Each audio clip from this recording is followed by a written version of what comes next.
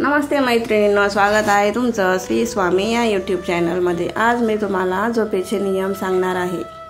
पहिला नियम आहे सुनसान घरात झोपू नये व तुटलेल्या घरात किंवा निर्जन घरात एकटेच झोपू नये। देव मंदिर आणि स्मशानभूमीमध्ये झोपू नये। 2. झोपलेल्या व्यक्तीला अचानक उठवू नये।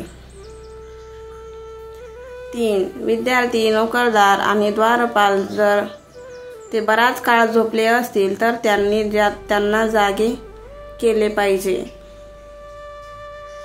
4. निरोगी शरीर हवे असेल तर ब्रह्ममुहूर्तावर म्हणजेच पहाटे 5 ते 7 दरम्यान उठले पाहिजे।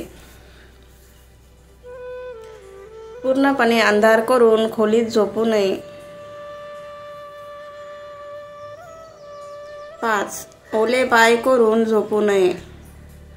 कोरडे पाय करून झोपल्यास लक्ष्मी मातेचा आशीर्वाद आपल्या कामाला मिळतो। तुटलेल्या खाटावर आणि उष्टी तोंड करून झोपू नये। 6. नग्न झोपू नये।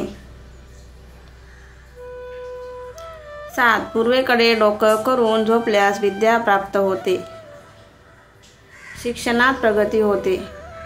पश्चिमेकडे डोकं करून झोपल्यास तीव्र चिंता निर्माण होतात। उत्तरेकडे डोकं करून झोपल्यास तोटा होतो, मृत्यूचे भय कायम असते। दक्षिणेकडे डोकं करून झोपल्यास संपत्ती आणि वय वाढते।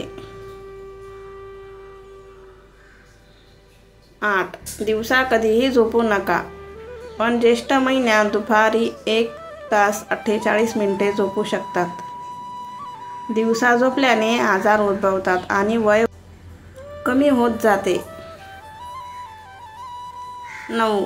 दिवसा आणि सूर्योदय व सूर्यास्ताच्या वेळी झोपलेला माणूस गरीब आणि असहाय होतो। 10. सूर्यास्ताच्या 3 तासानंतर झोपायला पाहिजे। 11. डाव्या बाजूस झोपणे आरोग्यासाठी फायदेशीर आहे। 12.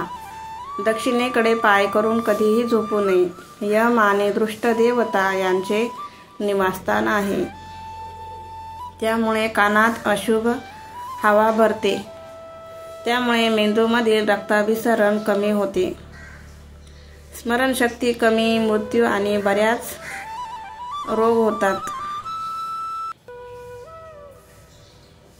13. हृदयावर हात ठेवून बेंबीच्या खाली पायावर वर पाय ठेवून झोपू नका। 14. पलंगावर बसून खाणे पिणे अशुभ आहे।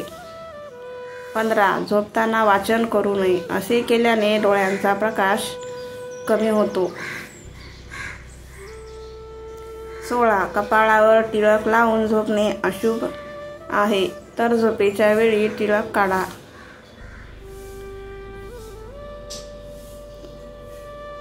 या 14 नियमांचे अनुसरण केल्यामुळे कीर्ती, निरोगी आणि दीर्घायुष्य होते।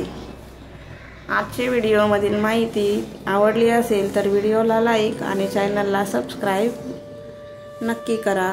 व्हिडिओ पूर्ण बघितल्याबद्दल मनापासून धन्यवाद।